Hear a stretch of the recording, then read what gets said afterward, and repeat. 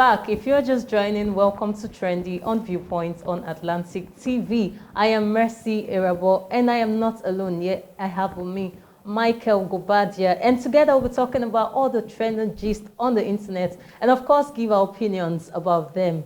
And for our first gist today, Mr. Michael, the Olu of Warri is at it again. Ogiame Atuashe III, CFR, the Olu of Warri. He just approved a special intervention to assist Itsekiri students who graduated from Novena University under the Presidential Amnesty Program and are unable to get cleared and go for their National Youth Service Corps. He just approved this intervention to help clear off their tuition fee, and this is a good one.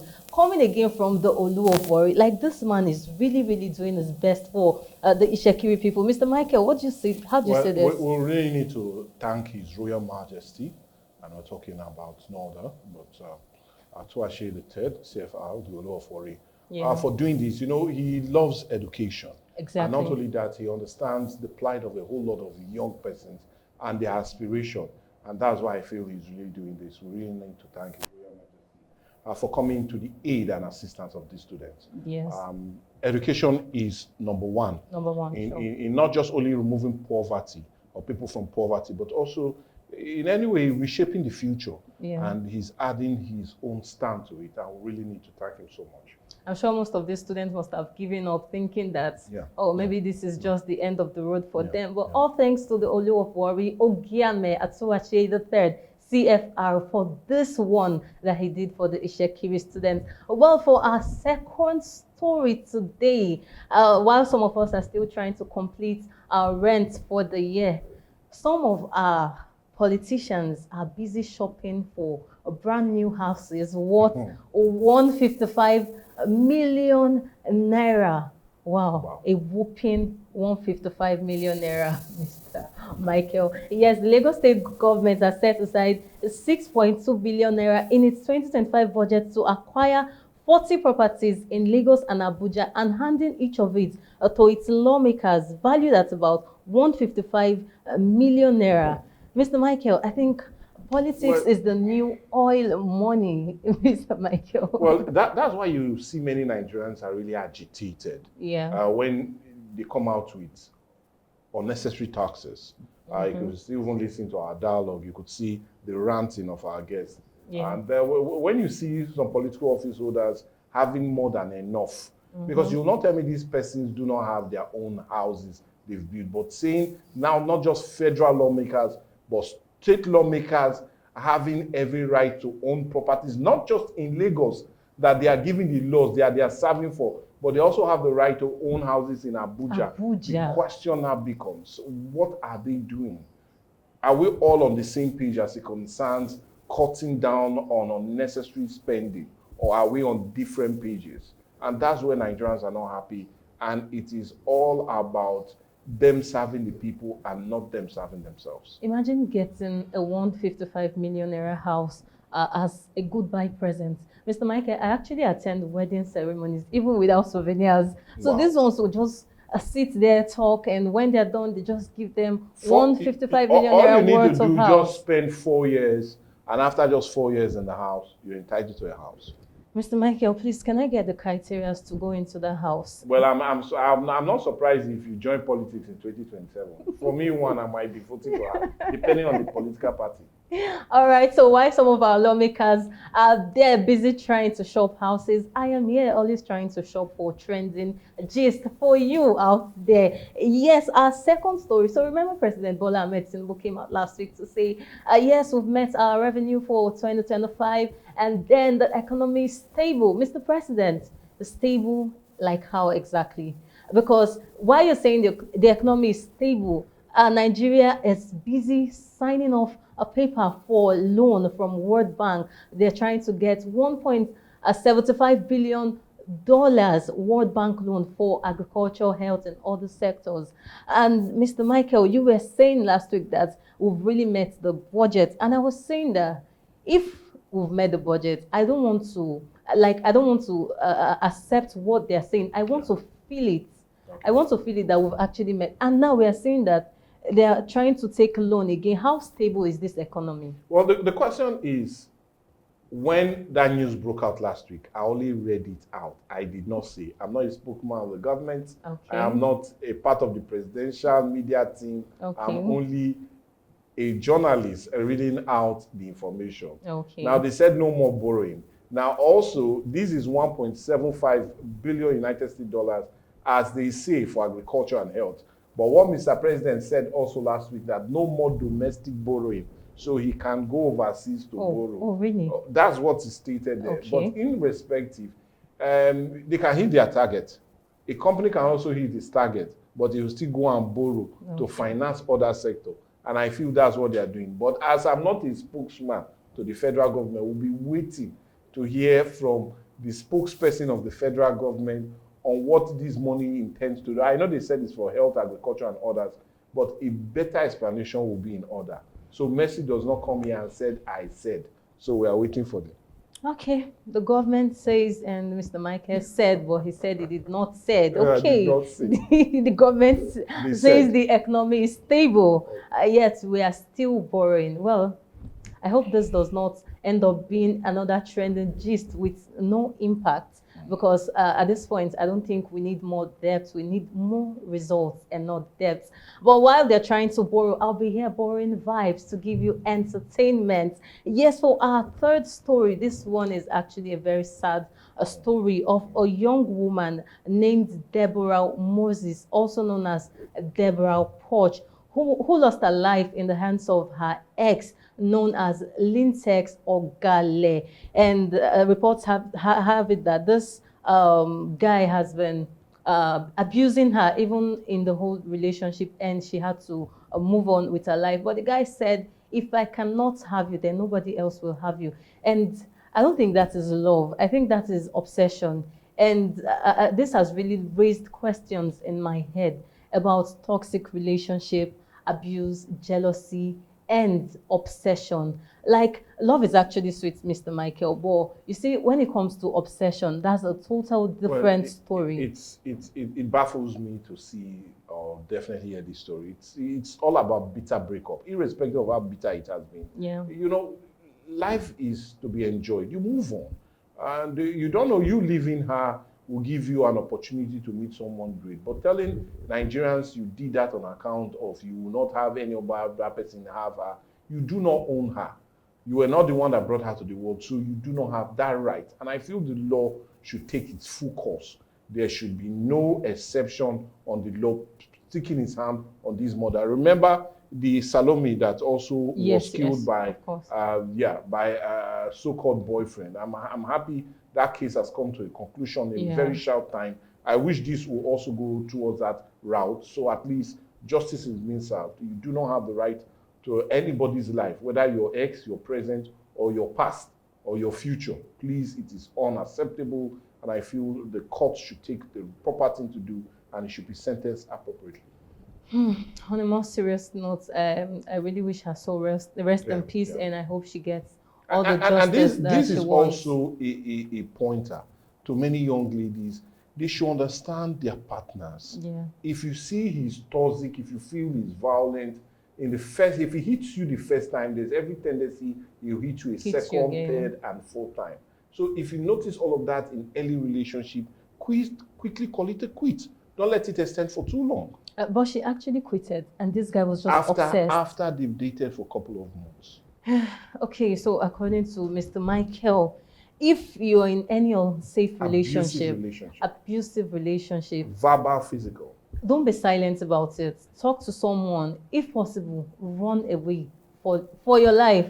This is for your own good. And I pray the soul of the deceased rest in peace, and she gets all the justice that she wants. So that's our last story for today, Mr. Michael. So I saw this social media gist that has been buzzing on social media about men hitting the big 30 and 40 and are still bachelors. And some people say it's because of the economy. Some say it's by choice. We have some reactions. Let's see. Okay, guys, there's a pandemic of single men slowly hitting 30s and 40s and still unmarried. What's going on? So let's see some of the reactions. Facing harsh economies, heavy cultural expectations, and the fear of broken homes, many are choosing to wait until they are stable. Some are seeking deeper compatibility, and others are redefining fulfillment beyond traditions. It's less a pandemic and more an evolution of choice, but more practically on the cadence of socio-economic dynamics. Let's see if we have more reactions. They won't stop cheating. No woman wants to be with a cheating man. So like we said, some people feel it's by choice. Same goes to the other gender. The Nigerian economy is getting worse. So a whole lot of persons think that this has to do with the Nigeria economy. That's why we have more of 30 people. Okay, we have more. Yeah, there's such a thing as he that findeth a wife findeth a good thing. How can you find when you've not searched? The work is in searching. There are many and plenty wives out there. Really? Okay. I prefer having kids than marriage. Wow. It's useless now in this generation. Get kids from different women under a contract or a surrogate. Hire a nanny and boom, you have a family. No attachments, no attention, no drama. That's a lot. Every young man in Nigeria today is under pressure on all fronts of their lives. House rent, shop rent, looking for where to borrow money to support their business, or pressure to repay loans. Majority of Nigerian girls not doing anything. They are the same people waiting for marriage. How would it work out? Wow.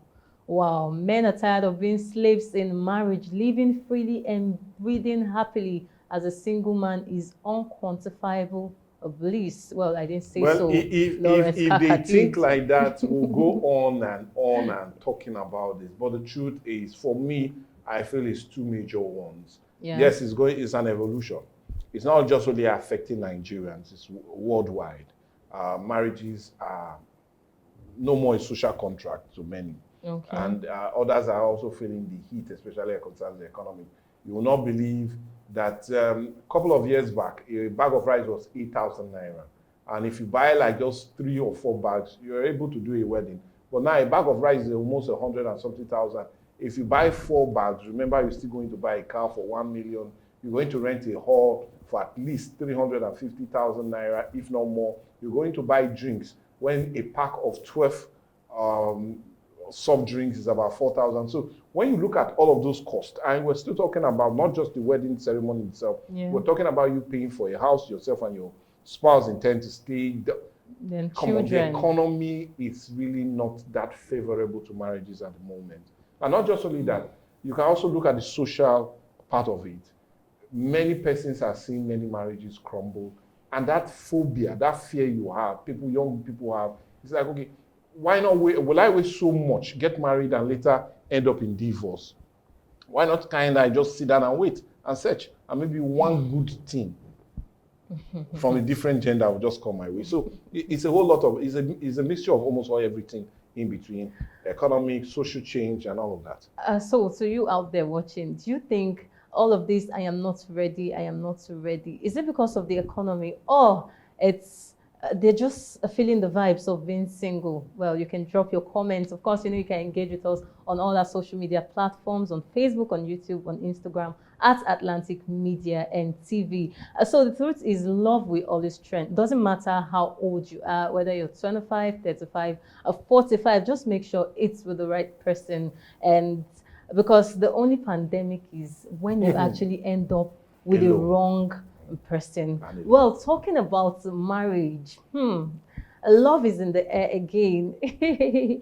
Otedola, Temi, Otedola, and Mr. Eazi finally tied the knot. I know so many people have been waiting for this for long. Well, this whole relationship thing started about 2017, and they've all exactly people have been waiting for this. And you see, this wedding thing, it wasn't really a small thing. It's not the usual O1B, Mr. Michael. This is billionaire daughter plus music superstar levels of wedding. So you know what to expect now. Wow. We saw dignitaries, we saw the likes of Dangote in that wedding. We also saw the owner of Boa Cement. He was also there, and all that dignitaries. So it wasn't just the regular kind of Owambe. And we saw Femi Otedola giving speech to his daughter, telling her that You need to succumb to your husband. Like, that's a good man out there, Mr. Michael. I'm sure some rich men might just be like, he married you because of the money. So, but the man said, you need to succumb to your husband. He is your new boss. No more calling of